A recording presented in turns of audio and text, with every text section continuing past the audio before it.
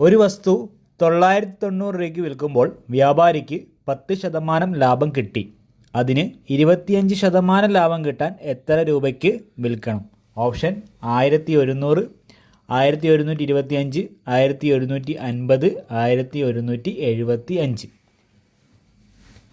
Okay, first sentence എന്താ പറഞ്ഞേക്കുന്നത്?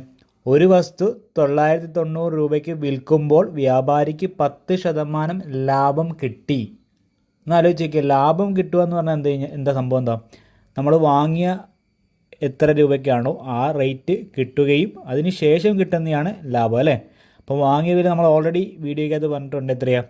100% കണക്കാക്കുന്നത്. അപ്പോൾ ആ 100% കിട്ടുകയും ചെയ്തു, അതിൻ്റെ കൂടെ 10% ലാഭം കിട്ടിയതുകൊണ്ട് നമുക്ക് എന്തു പറയാം?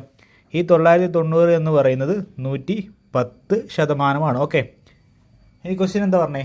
അതിന് 25% ലാഭം കിട്ടാൻ വേണ്ടി, അതായത് 100% പ്ലസ് 25 കൂട്ടി അത് 125% ആകാൻ വേണ്ടി എത്ര രൂപയ്ക്ക് വിൽക്കണം?